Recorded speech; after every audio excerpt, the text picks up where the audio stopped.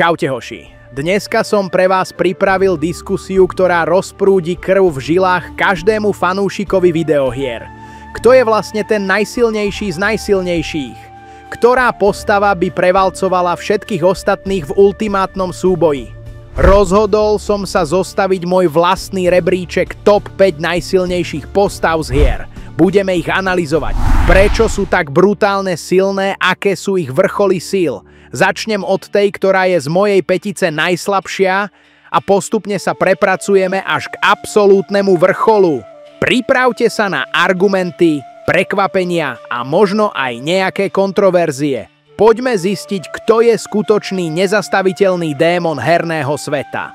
Na 5. mieste v mojom rebríčku sa objavuje nikto iný ako samotný Biely vlk, zaklínač Geralt z Rivie. Pre mnohých je to asi prekvapenie, keďže neovláda žiadne kozmické sily ani neničí planéty, ale dovoľte mi to vysvetliť.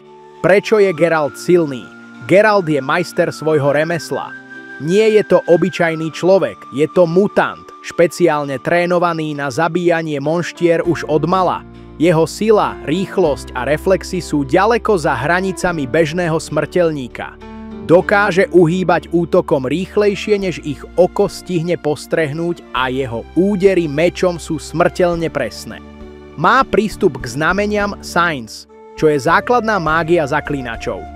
Aj keď to nie sú žiadne epické kúzla na ničenie vesmírov, sú nesmierne efektívne v boji.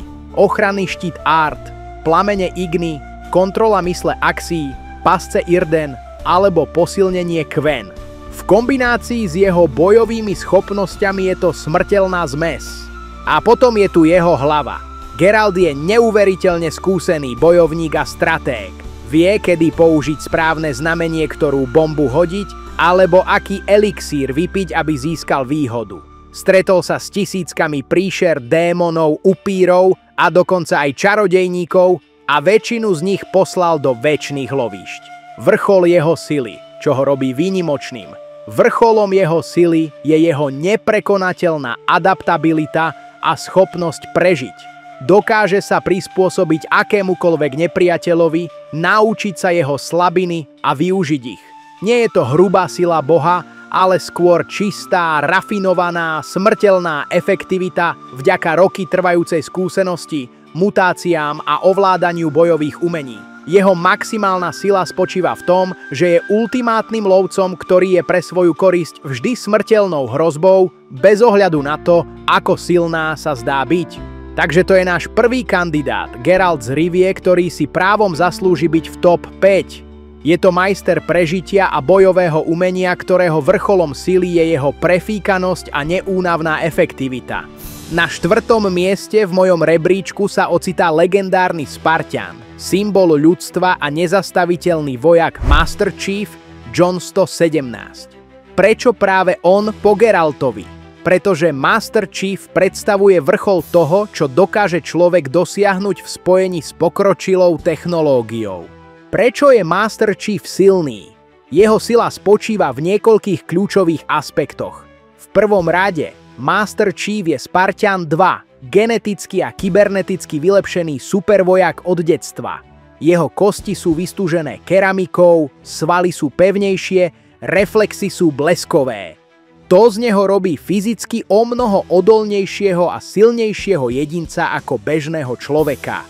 Ale to pravé mäso jeho sily prichádza s jeho ikonickým Mjolnir brnením.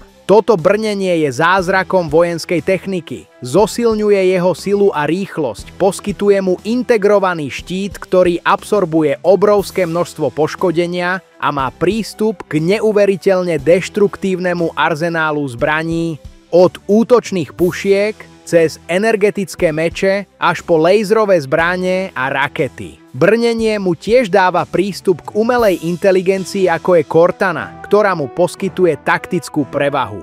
Master Chief je aj brilantný taktik a neúnavný bojovník. Vie sa prispôsobiť akýmkoľvek bojovým podmienkam, využiť prostredie vo svoj prospech a viesť svoje jednotky k víťazstvu aj proti drvivej presile. Prežil nekonečné vojny proti mimozemšťanom a dokázal poraziť hrozby, ktoré ohrozovali celú galaxiu.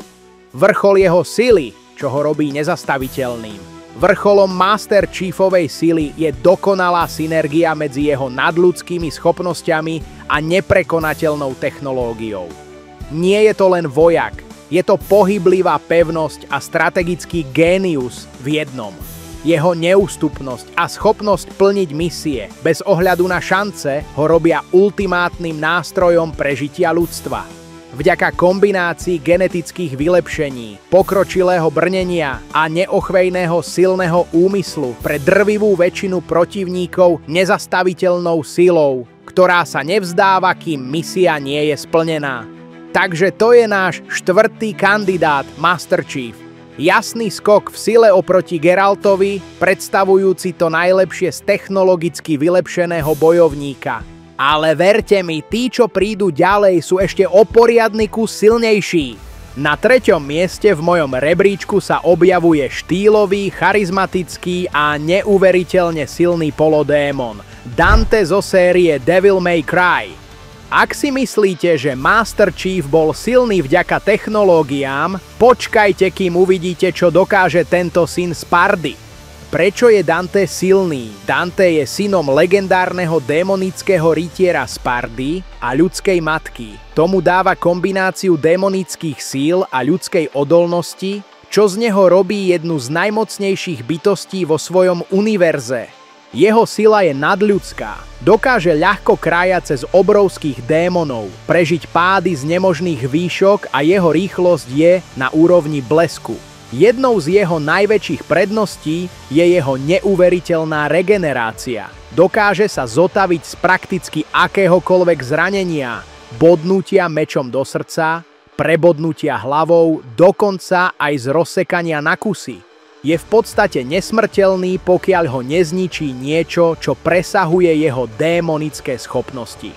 Dante má aj rozsiahly výber zbraní, ktorý sa mení v každej hre, ale vždy zahŕňa jeho ikonické pištole Ebony and Ivory a obrovský meč Rebellion.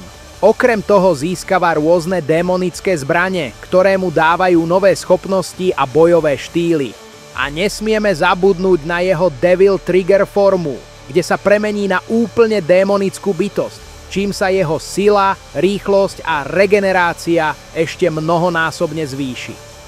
Jeho bojový štýl je nesmierne všestranný a nepredvídateľný.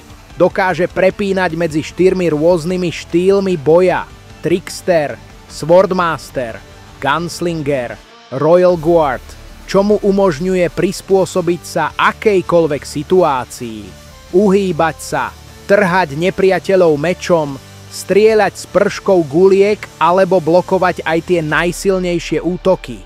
Vrchol jeho sily. Vrcholom Danteho sily je jeho praktická nesmrteľnosť a neprekonateľná všestrannosť v boji. Len málo kto ho dokáže trvalo zraniť a ešte menej ich dokáže prekonať jeho kombináciu hrubej démonickej sily, bleskovej rýchlosti, rôznorodého výberu a 4 štýlov boja. Jeho schopnosť zotaviť sa z akéhokoľvek útoku a pokračovať v boji s úsmevom na tvári ho robí nočnou morou pre každého nepriateľa. V podstate, čím je boj šialenejší, tým silnejší a štýlovejší sa Dante stáva. Takže to je Dante, náš kandidát na 3. mieste. Polodémon s neskutočnou regeneráciou a štýlom, ktorý prekonáva Master Chiefa v surovej sile a prežití. Ale kto ho dokáže prekonať? To zistíme už pri ďalšej postave. Na fantastickom 2. mieste v mojom rebríčku sídli legendárny vojnový poloboh a postrach panteónov. Kratos z God of War série. Po Geraltovi, Master Chiefovi a Dantem už prichádza číra, nefalšovaná deštrukcia a Kratos je jej kráľom.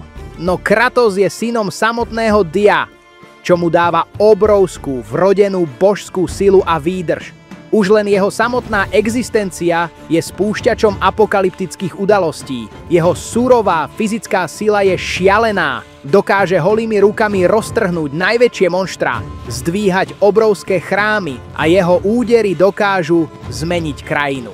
Prežil prebodnutia a údery od najmocnejších bohov.